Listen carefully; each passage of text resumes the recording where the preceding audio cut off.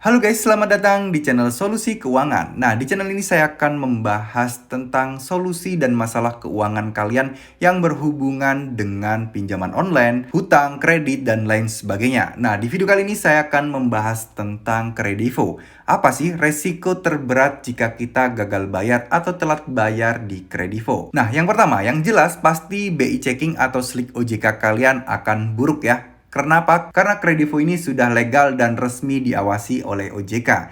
Jadi bisa dipastikan kredivo ini merupakan aplikasi yang terkonek atau terhubung dengan slik OJK atau BI checking.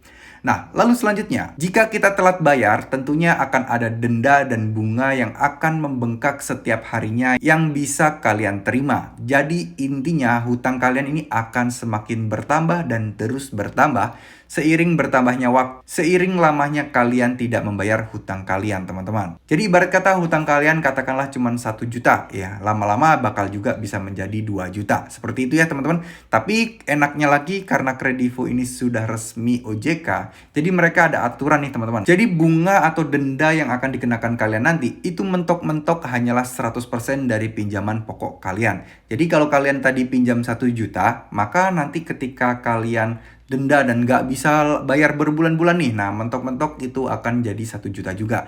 Jadi total-total mungkin sekitar 2 juta lebih sedikit lah ya, karena ada biaya administrasi dan lain-lain sebagainya teman-teman. Lalu setelah denda, mungkin bagi sebagian orang tidak mempermasalahkan masalah denda ya teman-teman, karena mungkin ya udahlah pasti nanti saya bakal bayar 2 kali lipatnya aja lah, gampangannya seperti itu.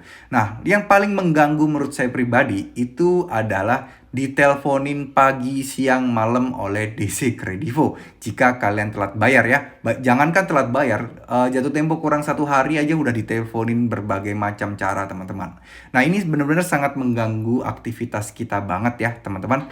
Nah, lalu yang keempat, ini yang paling ditakuti oleh banyak orang, yaitu DC Lapangan Kredivo datang ke rumah kalian untuk menagih pinjaman online kalian, ya. Nah, banyak yang nanya, DC Kredivo ada di mana aja sih, Bang? Nah, jawabannya DC Kredivo itu hampir ada di seluruh kota. Jadi bisa dipastikan DC Kredivo itu sudah pasti datang mengunjungi rumah kalian jika kalian telat bayar. Nah, sekarang pertanyaan selanjutnya, berapa lama kira-kira DC bakal datang ke rumah? Ini bervariasi tergantung daerah masing-masing dan tergantung jumlah DC yang ada di tempat kalian, teman-teman.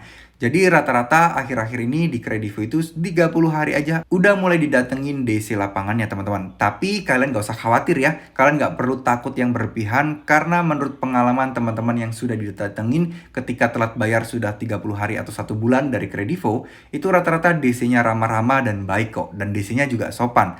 Mereka hanya memberikan surat tagihan kepada kalian. Nah, ini mungkin beda kasus ya buat kalian yang 6 bulan gagal bayar, 6 bulan telat bayar. Mungkin kalian akan didatengin DC-DC yang mungkin levelnya memang sesuai dengan bayangan kalian. Galak lah, suka menghina lah, suka mencaci maki lah, dan lain sebagainya. Kita nggak pernah tahu karena DC itu intinya adalah banyak oknumnya di mana mereka bisa berbuat seenaknya kepada kalian, menghina kalian, dan ini memang banyak terjadi kasusnya. Tapi percayalah, banyak DC yang baik juga dan sopan juga kok, dibandingkan DC-DC yang kurang tahu sopan santun dan kurang tahu aturan seperti itu teman-teman. Dan sebelum menutup video ini, saya ingatkan kepada kalian juga, kalau kalian bingung dan nggak bisa bayar dan gagal bayar, sebaiknya kalian buang jauh-jauh pikiran kalian untuk gali lubang, tutup lubang di aplikasi pinjaman online yang lain. Beneran deh, percaya sama saya, lebih baik berurusan dengan satu pinjol dengan telat bayarnya dibandingkan kalian berurusan dengan banyak pinjol. Nah, mungkin kalian mikir awalnya, orang-orang itu mikir, gak apa-apa lah saya gali lubang di tempat ini dulu buat nutupin utang saya di tempat sebelumnya. Ujung-ujungnya kalian akan nambah-nambah lagi nih masalahnya teman-teman. Jadi sebaiknya kalian fokus aja di satu pinjaman online. Kalau misalnya kalian gagal bayar, udah fokus aja cari uang. Nggak perlu memaksakan diri, nggak perlu pinjam sana sini. Kalian kumpulkan uang aja sebisa mungkin kalian bayar jika memang ada uangnya. Oke? Semoga video ini bisa bermanfaat. Terima kasih sudah menonton channel ini. Wassalamualaikum warahmatullahi wabarakatuh.